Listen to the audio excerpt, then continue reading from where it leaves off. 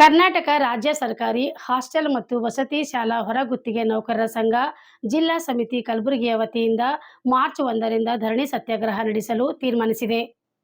ಗುಲ್ಬರ್ಗ ಜಿಲ್ಲೆಯಲ್ಲಿರ್ತಕ್ಕಂಥ ಸಮಾಜ ಕಲ್ಯಾಣ, BCM ಮತ್ತು ಅಲ್ಪಸಂಖ್ಯಾತರ ಕಲ್ಯಾಣ ಇಲಾಖೆ ಅಲ್ಲದೆ ಮೊರಾರ್ಜಿ, ಕಿತ್ತೂರಾಣಿ, ಬಾಬಾ ಸಾಹೇಬ್ ಅಂಬೇಡ್ಕರ್ ಎಲ್ಲ ವಸತಿ ನಿಲಯಗಳಲ್ಲಿ ದುಡಿತಿರುವ ಹೊರಗುತ್ತಿಗೆ ನೌಕರರು ಕಳೆದ 10-15 ವರ್ಷಗಳಿಂದ ಅವರು ಹೊರಗುತ್ತಿಗೆ ಆಧಾರದಲ್ಲಿ ಕೆಲಸ ಮಾಡ್ತಾಯಿದ್ದಾರೆ. ಅತ್ಯಂತ ಕಡಿಮೆ ವೇತನದಲ್ಲಿ ಆವಾಗ ಸ್ಟಾರ್ಟಿಂಗ್ದಾಗ 500 ರೂಪಾಯಿಲಿಂದ ಅವರು ಮುಂದೇನೋ ಆಗ್ತದೆ ಅಂತ ತಿಳ್ಕೊಂಡು ಅದೇ 500 ರೂಪಾಯಿಲಿಂದ ಅವ್ರು ಕೆಲಸ ಮಾಡ್ಕೊತ ಬಂದಾರೆ.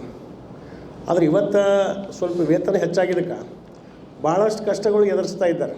ಮೊದಲು ಆರಾಮಿತ್ತು 500 ತೊಗೊಂಡ್ರೂ ಕೂಡ, ಈಗ ಸ್ಯಾಲ್ರಿ ಹೆಚ್ಚಾಗ್ಯದ, ಆದರೆ ಕಷ್ಟಗಳು ಭಾಳ ಹೆಚ್ಚಾಗ್ಯಾವ. ಇವತ್ತು ಮ್ಯಾನ್ ಪವರ್ ಏಜೆನ್ಸಿ ಮೂಲಕ ಏನು ಇವರು ವೇತನ ಕೊಡೋದು ಪದ್ಧತಿ ಅದ, ಅವರು ಸರಿಯಾಗಿ ವೇತನ ಕರೆಕ್ಟಾಗಿ ಕೊಡ್ತಾನೇ ಇಲ್ಲ. ಪ್ರತಿ ನೌಕರಿಗೆ 1000-1500 ರೂಪಾಯಿ ವೇತನ ಕಡಿಮೆ ಕೊಡ್ತಾಯಿದ್ದಾರೆ. ಅಲ್ಲದೇ ಟೈಮಿಗೆ ವೇತನ ಕೊಡಲ್ಲ. ಸರ್ಕಾರ ಬಜೆಟ್ ಇದ್ರೂ ಕೂಡ ಬಜೆಟ್ ತೊಗೊಂಡು 2 ತಿಂಗಳು 3 ತಿಂಗಳು ಭಿಕ್ಷೆ ಬೇಡಿದಂಗೆ ಬಿಡ್ಬೇಕು ಅವ್ರಿಗೆ, ನಮ್ಮ ವೇತನ ಕೊಡ್ರಿ ಅಂತ. ಅದು ಹಲವಾರು ಸಲ ಹೋರಾಟಗಳು ಮಾಡ್ತಾನೇ ಇದ್ದೀವಿ. ಹೋರಾಟ ಮಾಡಿದ್ರೂ ಕೂಡ ಟೈಮಿಗೆ ಕೊಡ್ತಾಯಿಲ್ಲ. ಕಡಿಮೆ ವೇತನ ಕೊಡೋದು, PF ಕಟ್ಟಲ್ಲ. ಅದು ಶಾರ್ಪ್ ಅಂತೇಳೋದು ಮೈಸೂರು ಏಜೆನ್ಸಿ ಇದೆ. ಇಂಥ ನೀಚ ಎಷ್ಟೋ ಸಲ ಹೋರಾಟ ಮಾಡಿದಾಗ ಜಿಲ್ಲಾ ಪಂಚಾಯತ್ ಶಿವನು ಕೂಡ ಒಂದು ಸಲ ಸಭೆ ಮಾಡಿ ಹೇಳಿದ್ರು, ಅದೆಲ್ಲ ಏನೇನು ನೀವು ಕಮ್ಮಿ ಹಾಕಿದೆ ಅದು ವ್ಯತ್ಯಾಸನೇ ಕೊಡಬೇಕು, PF ಕಟ್ಟಬೇಕು, ನಿನಗೆ ಬ್ಲ್ಯಾಕ್ ಲಿಸ್ಟ್ ಹಾಕ್ತೇವಂತ ಅಂಜಿಸ್ಬಿಟ್ರೆ ಅಷ್ಟೇ. ಆದರೆ ಇಲ್ಲಿವರೆಗೂ ಬ್ಲ್ಯಾಕ್ ಲಿಸ್ಟ್ನೂ ಆಗಲಿಲ್ಲ, ಅವ ಯಾವುದೇ ಸರಿ ಮಾಡಲಿಲ್ಲ, 1 ರೂಪಾಯಿನೂ ಯಾರಿಗೂ ಕೊಟ್ಟಿಲ್ಲ.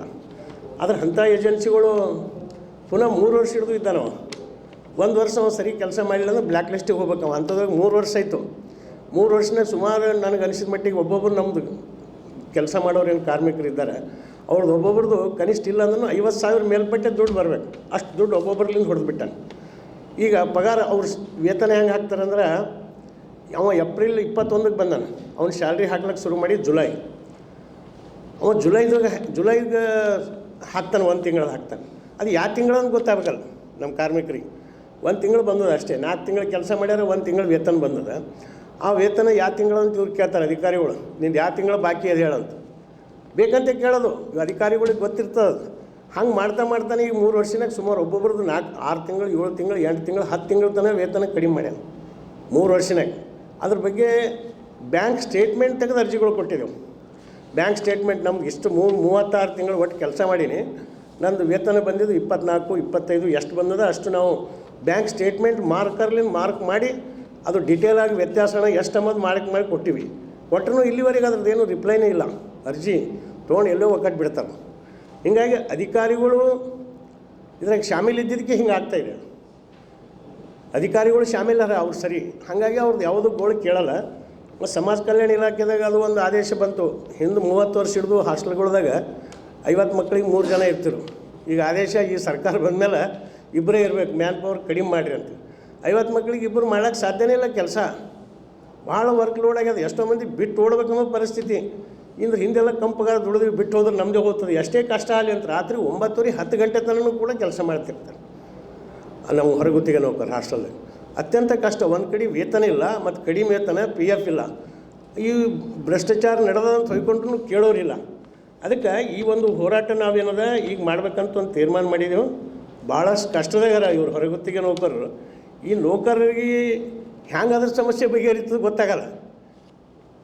ವಿಧಾನಸೌಧದಾಗ ಗಂಟು ಬಿದ್ದು ಮಣಿವಣ್ಣನವ್ರಿಗೆ ಹೇಳಿ ಸಭೆ ಮಾಡಿಸಿ ಅಲ್ಲಿಂದು ಇವರಿಗೆಲ್ಲ ತಾಕೀತು ಮಾಡಿಸ್ರೂ ಕೂಡ ಹ್ಞೂ ಅಂತಾರಷ್ಟೇ. ಏನು ಒಂದು ಚೂರ್ನೂ ಅಡ್ಯಾಡಕ್ಕೆ ತಯಾರಿಲ್ಲ. ಅವ್ರು ಹೇಳಿದ್ರು ಕಾನೂನು ಎಲ್ಲ ಕಾರ್ಮಿಕ ಇಲಾಖೆದವ್ರಿಗೆ ಕರೆಸಿ, ಮಿನಿಸ್ಟ್ರಿಗೆ ಕರೆಸಿ ಎಲ್ಲ ಸಭೆ ಆಯಿತು ದೊಡ್ಡದು. ಸಭೆ ಆದ್ಮೇಲೆ ನಾವು ಖುಷಿ ಆದೇವು ಏನಾರು ಬಗೆಹರಿತದೆ ಅಂತ. ಇಲ್ಲಿವರೆಗೂ ಕೂಡ ಯಾವುದೂ ಏನೂ ಬಗೆಹರಿದಿಲ್ಲ.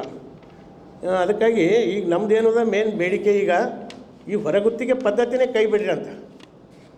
ಹೊರಗುತ್ತಿಗೆ ಪದ್ಧತಿ ಕೈ ಬಿಡಬೇಕು. ಅವ ಏಜೆನ್ಸಿ ಬಂದು ನಡಬರ್ಗೆ ತಿಂದೋಲಕ್ಕೆ ಬ್ರೋಕರ್ ಇಟ್ಟಂಗೆ ಅವ್ನು ಏನೂ ಕೆಲಸ ಇಲ್ಲ, ಬರೀ ಕಾಗದ ಕರ್ರಂಗೆ ಮಾಡೋದು ಬಿಟ್ಟರೆ ಅವ ಹೊರಗುತ್ತಿಗೆ ನೌಕರು ಯಾರಂತನೂ ಅವ್ನಿಗೆ ಗೊತ್ತಿಲ್ಲ, ಅವ್ರ ಮುಖನೂ ಗೊತ್ತಿಲ್ಲ ಅವನಿಗೆ.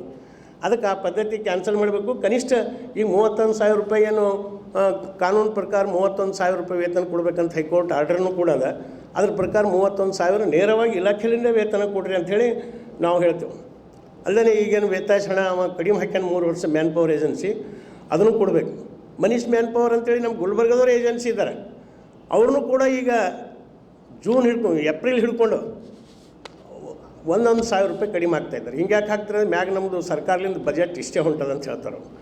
ಹೆಂಗೆ ಬರ್ತದೆ ಅದು? ಅದೇ ಏಜೆನ್ಸಿನೇ BCM ಇಲಾಖೆಗೆ ಅದೇ ಏಜೆನ್ಸಿನೇ ಅಲ್ಲಿ ಕರೆಕ್ಟ್ ಹಾಕ್ತಾನೆ. 3,800 900 ಹಾಕಬೇಕು, 3,809